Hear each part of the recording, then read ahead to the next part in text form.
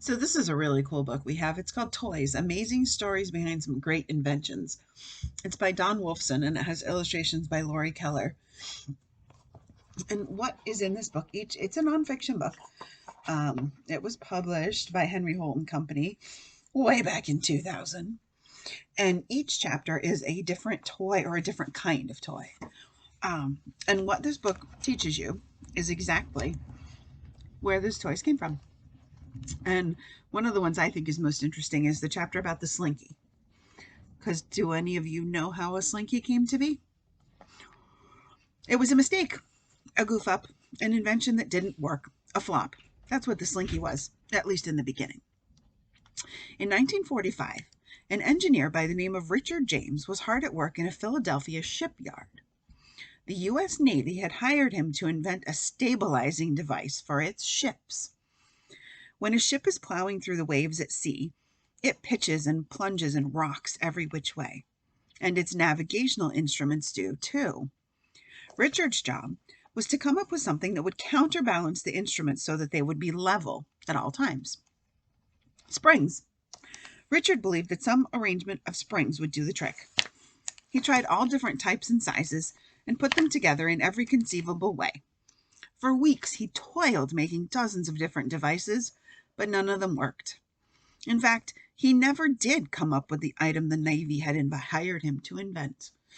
But one day, Richard accidentally knocked a large experimental spring off of a shelf. It should have just plopped to the floor. Instead, it walked down. Crawled, really. Coil by coil, end over end, it descended onto a stack of books, then down to a desktop, down to a chair, and from there to the floor, where it gathered itself back again.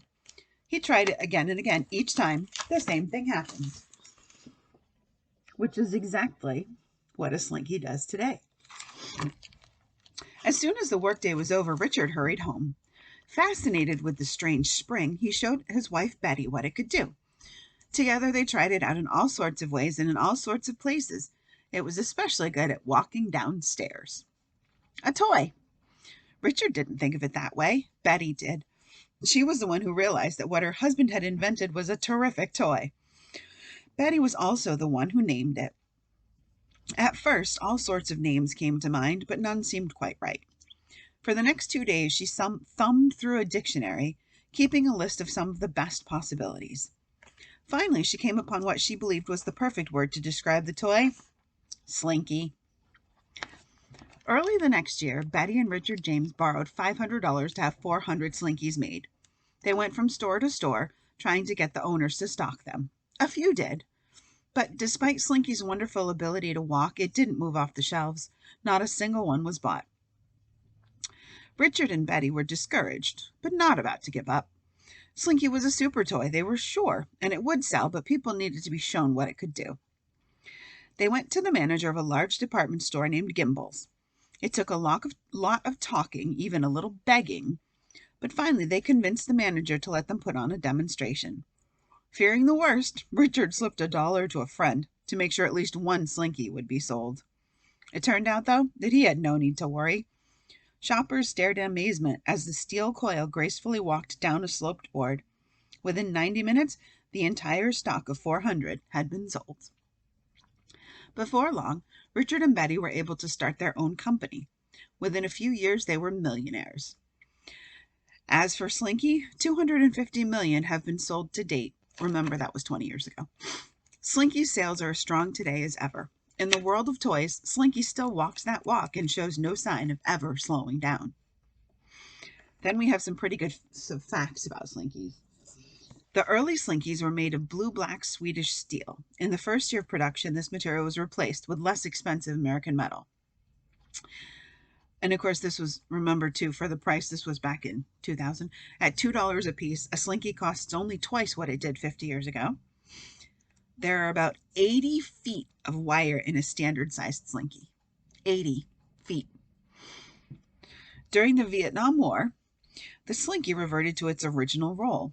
First intended for the military, Slinky the toy ended up on the battlefield.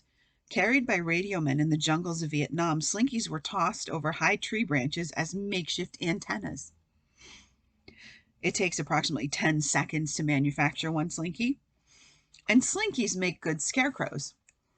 After seeds have been planted, try hanging a Slinky on a nearby branch.